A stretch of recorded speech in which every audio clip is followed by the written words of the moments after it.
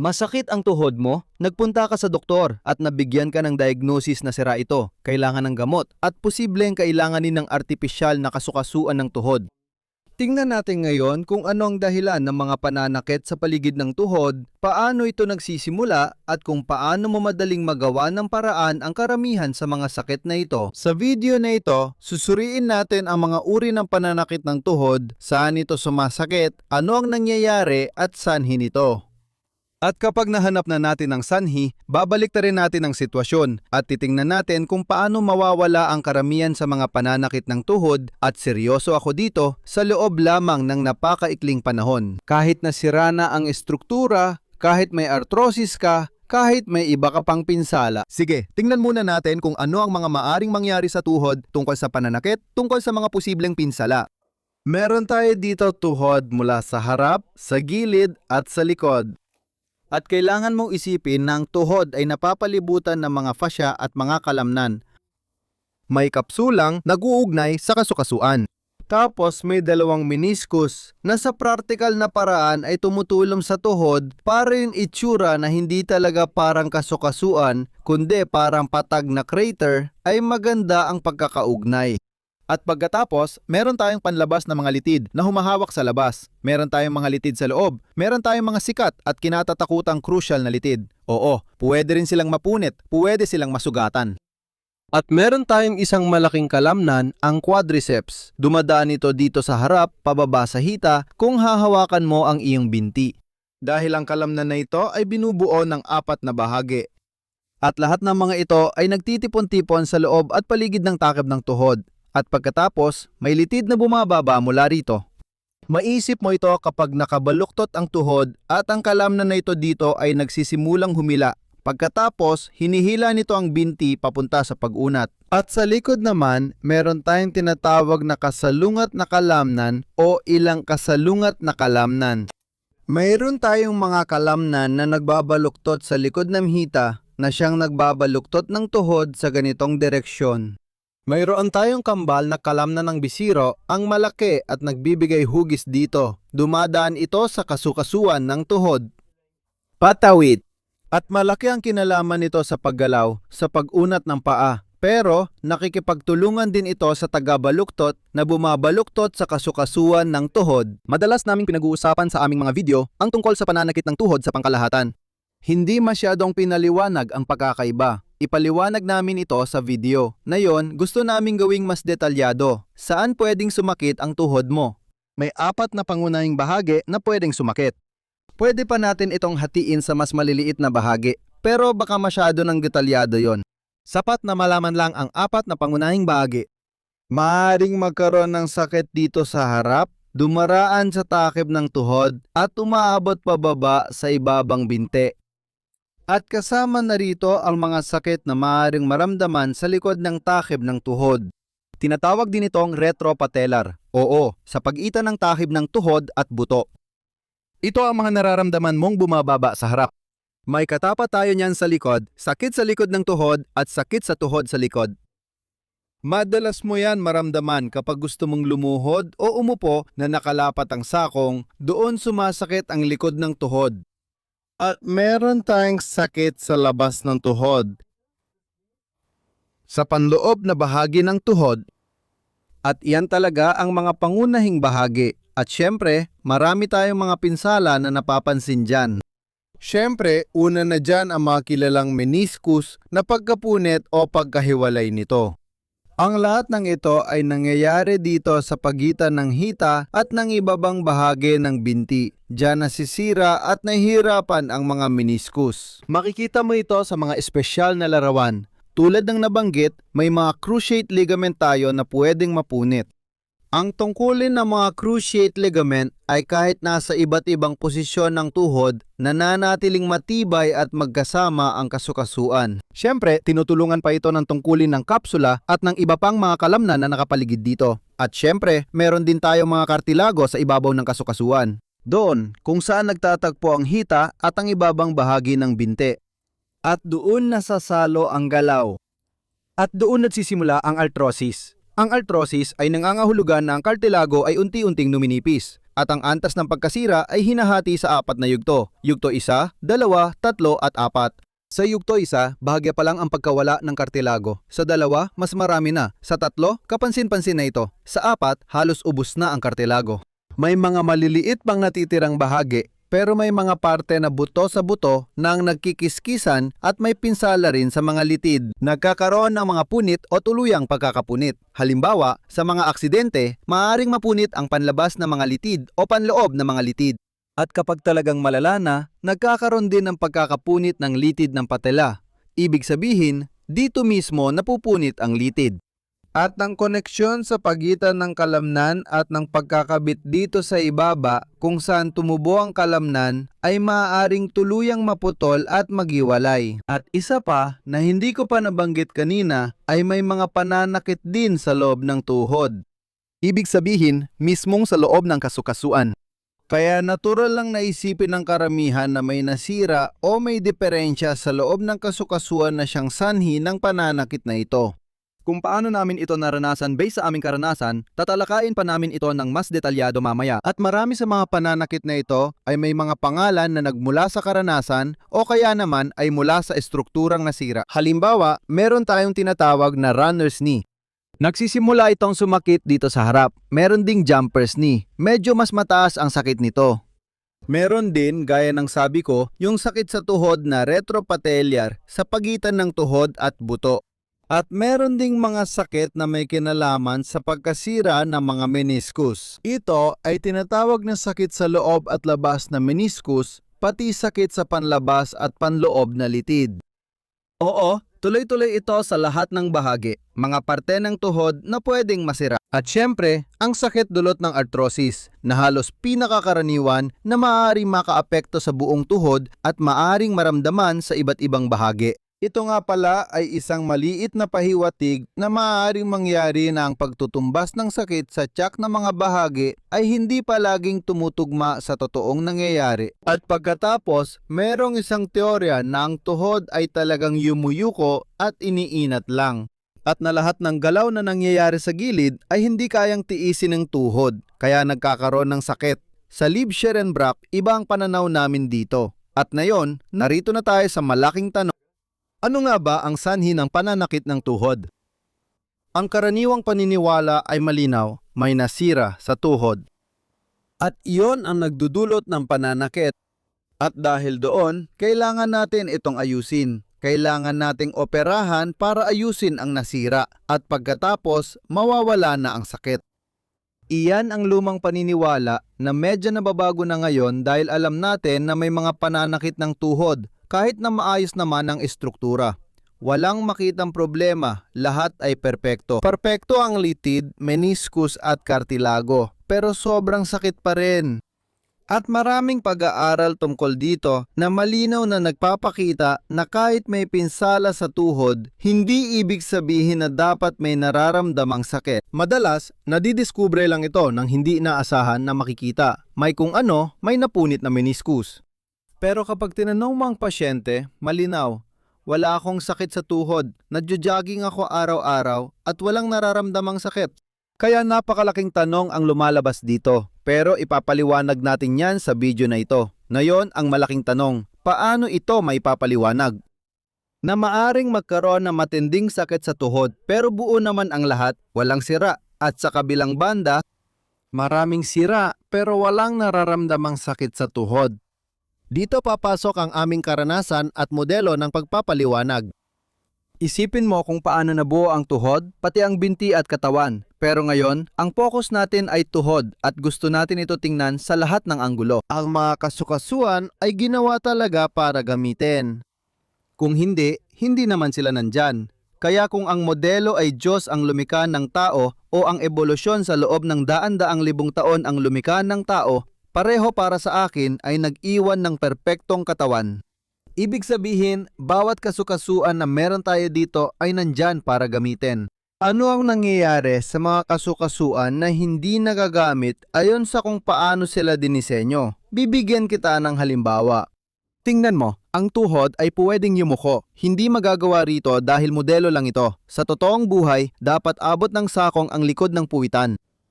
Pwede rin itong iunat ng buo. Madalas natin itong ginagawa, tumitayo, naglalakad at laging tuwid ang binti. Pero maging tapat tayo. Gaano kadalas kang nagsasagawa ng malalim na squat bawat linggo? Kaya mo ba talaga ito? Malamang hindi mo kaya yon kasi magagawa mo lang kapag regular mo itong pinapractice. Ano ba ang gusto kong ipunto? Kapag di mo nagagawa ang ilang anggulo, naapektuhan ng fascia at kalamnan.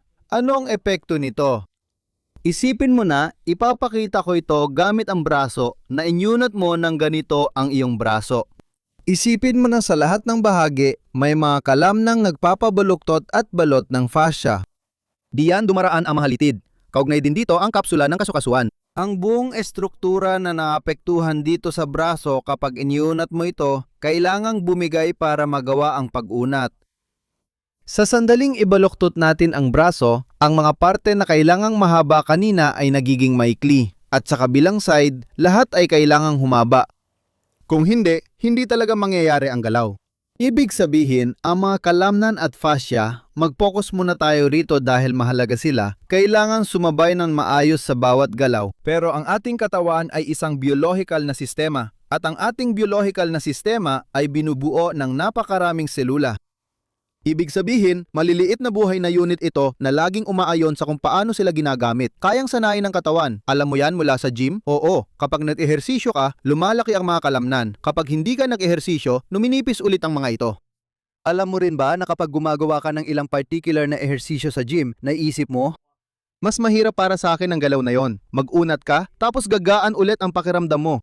Ibig sabihin, tayo ay refleksyon. Ang ating mga kalamnan at fascia ay refleksyon ng araw-araw nating galaw. Ang profile ng galaw na ito ang tumutukoy kung paano nabubuo ang kalamnan, fascia at kalaunan pati ang mga buto. Mahina at malakas din ang mga iyon, pero isantabi muna natin sila dahil ang focus natin ngayon ay ang pananakit. At ang pananakit ay may malaking kinalaman sa kalagayan ng mga kalamnan at fascia. Ngayon, isipin mo na lang na, halimbawa, nakaupo tayo buong araw. Ano ang nangyayari kapag nakaupo, lalo na sa kalamnan ng guya na inilarawan natin kanina? Dumadaan ito mula sa Achilles tendon, patawid sa kasukasuan ng tuhod, sa likod ng buto ng hita. At syempre, mas maikli ito kapag nakaupo kaysa kapag nakatayo. Dahil madalas tayong nakaupo, nasasanay ang katawan natin dito. Ano ang kahulugan ng masanay? Ang masanay ay kapag ang mga fascia at mga kalamnan ay nasasanay sa mas maikling posisyon. Maaaring nararanasan mo rin ang pulikat sa binti tuwing gabi, lalo na kung madalas kang nakaupo at kulang sa balanse. Dahil dito, ang mga kalamnan na buong araw na nakaikli ay kailangan maglabas ng tensyon sa gabi sa pamamagitan ng pamapulikat para maalis ang paninikip na yon. Kapag madalas kang nakaupo at hindi ito nababalance, nagiging sani ito na mas humigpit at mas magkaroon ng tensyon ang malaking kalamnan sa binti mo kumpara kung madalas mo itong iniinat at pinapahaba sa buong araw. Ano ang epekto ng sobrang tensyon na ito? Isipin mo na masyadong maikli ang kalamnan at gusto mo itong iunat ulit dahil gusto mong maglakad. Gusto mong pumunta sa kusina para kumain? Hindi basta-basta sumusunod ang kalamnan ng binti at nagdudulot ito ng paghila. At ano ang ginagawa nito? Hinahatak niya ang ulo papasok sa kawali, ibig sabihin papasok sa kasukasuan ng tuhod. At dahil dito, mas nabibigatan ang mga meniscus at pati na rin ang kartilago kumpara kung ang binti ay malambot at talagang maluwag na sumusunod. Ito ang likod na bahagi at maaring magdulot ito ng pananakit o hindi, kanais-nais na bagay na ayaw natin mangyari. Huwag din nating kalimutan ang harapan. Dito, may malaking kalamnan sa hita tulad ng nabanggit. At sa sandaling halos tuwid na ang ating binti, tulad ng kapag tayo ay nakaupo o nakatayo, halos wala ng iba sa pagitan noon. Hindi tayo gumagawa ng malalim na squat kung saan magkakaroon ng ganitong galaw na hahabaan ang kalamnan dito.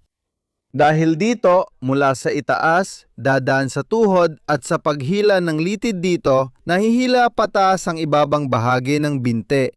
Kaya ang masyadong banat na harapang bahagi ng kalamnan sa hita, ang kalamnang pangunat ng tuhod, siyang humihila pataas sa ibabang bahagi ng binti at ang kalamnang sa binti naman ang humihila pababa sa hita.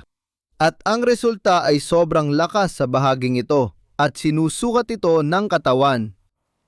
Sa pamamagitan ng lahat ng impormasyon na nanggagaling sa mga reseptor, itong maliliit na unit ng pag-uulat na nasa buto, sa mga kalamnan, sa mga fascia, sa mga litid, sa kapsula, saan mang bahagi, sinusukat ang presyon, bilis at bigat ng pagkakarga. At lahat ng ito ay napupunta sa sentro, sa utak at doon ito kinakalkula. At sa sandaling kalkulahin ng katawan, ang bigat sa kasukasuan ng tuhod ay napakalaki na ngayon dahil sa pag-ikli ng mga kalamnan at mga fascia, kaya maaaring magkaroon ng pinsala doon. Pagkatapos ay magpapadala ng sinyales ng babala sa tuhod at iyon ang sakit. At dahil ang sakit na ito ay kadalasan ay walang kinalaman sa anumang struktural na kondisyon, ibig sabihin sa mga pinsala na may nasira doon, kundi ito ay nangyayari ng walang kinalaman doon, tinawag namin ang sakit na ito bilang sakit na babala. At ngayon, biglang nakatuon ang buong gamutan sa sakit sa tuhod, napakasimple. Dahil hindi mahalaga kung ano ang kalagayan ng estruktura. Isipin mo ito ng ganito, palaki ng palaki ang tensyon, tapos ang otak ay nagpapadala ng sakit bilang senyales kahit saan sa tuhod, sa labas, loob, likod o harap. Depende kung aling mga kalamnan at mga fascia ang may sobrang tensyon, natural na napupunta ang mga tensyon na ito bilang mga sanhi ng pagkasira sa tuhod. Ibig sabihin, natural lang na masisira ang kartilago dahil masyado itong nadidiinan. Maaring mapunit ang mga meniscus kapag sobrang biin sa isa't isa. Siyempre, maaaring mapunit ang mga litid dahil kapag lahat ay nasa tensyon tapos may maling galaw at biglang may hatap, maaaring may mapunit. Ang mga ito ay bunga ng sobrang tensyon ng kalamnan at fascia. Makikikita mo, malinaw ang paniniwala namin at maraming pag-aaral ang sumusuporta rito. Pinatutunayan ito na umiiral ang sobrang tensyon sa mga kalamnan at mga fascia. At nagkakaroon tayo ng isang epekto, isang sakit na babala na ipinapadala upang maprotektahan ang estruktura. Kumbaga, ito ang wika ng katawan na nagsasabing iwasan mo muna ang ganitong mga galaw. Dahil ang sakit ay eksaktong nararamdaman dun sa mga posisyon kung saan nagkakaroon ng anggulo, na tinutukoy ng utak bilang hindi maganda para sa kabuuang kalagayan ng tuhod. Oo, yun ang isa. At ang isa pa na sanhi rin ng sobrang tensyon ay nagkakaroon ng pagkapudpod at nagkakaroon ng mga pinsala. Kahit walang pagkadapa o biglaang puwersa, kundi dahil lang sa araw-araw na sobrang lakas ng puwersang kumikilos. Na parang isang almires at pampisa kapag ang pampisa ay basta na lang inilagay sa almires ng maluwag. Dapat durugin ang mga butil ng paminta sa loob. Kung gagalaw lang pabalik-balik ang pampisa, konti lang ang madudurog. Iyan ang normal na sitwasyon para sa kasukasuan, na kaunti lang ang pagkakagasgas na palaging kayang ayusin. Pero kung kukunin ko ang pampisa at idiin ito ng tuwid sa lusong habang ginagalaw, madudurog ang mga butil ng mustasa o paminta. Iyan ang nangyayari kapag sobrang taas ng tensyon sa tuhod. Iniisip mo siguro, ibig bang sabihin kapag maikli ang kalamnan sa likod ng binti, sumasakit ang likod ng tuhod? At kapag naikli ang kalamnan sa harap, sumasakit ang harap ng tuhod? Oo, sa pangkalahatan, oo. Pero marami pa tayong ibang mga kalamnan na nandito rin. At marami sa mga ito ay masyadong tensyonado. At sa huli, ang dami ng mga ito at kumbaga ang average ng mga tensyon na ito ang nagdedesisyon. Posibleng ang sakit ay hindi sa mismong harap ng takib ng tuhod kundi medyo papaloob dahil may mga kalamnan ding dumadaan doon.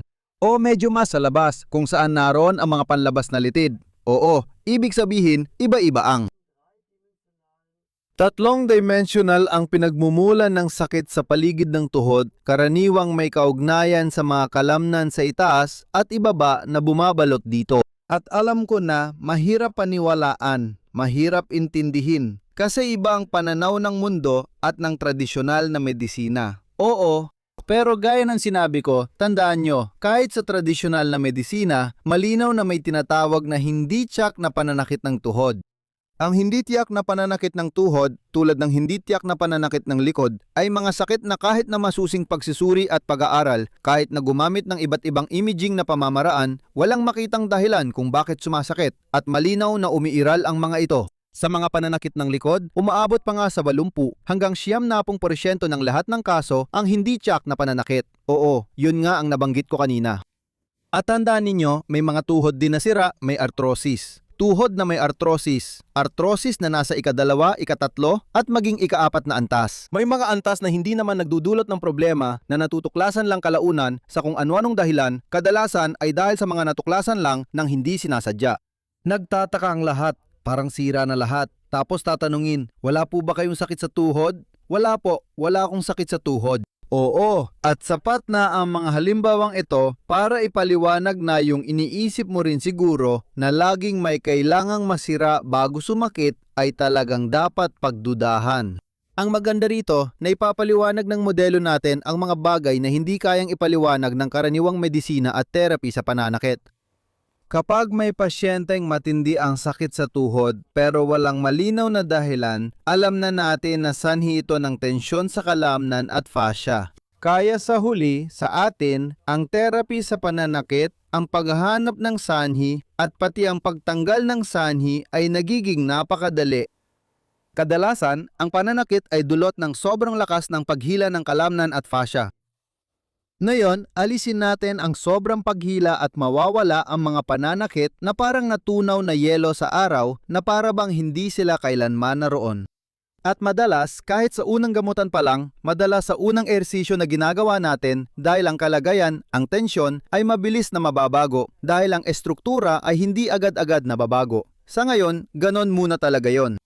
Pero ang tensyon ay mabilis na mababago sa loob ng isang oras, sa loob ng isang ehersisyo, isang gamutan gamit ang aming pamamaraang osteopressure kung saan sa pamamagitan ng mga particular na pressure points ay mano-manong na idudulot ang pagre-relax.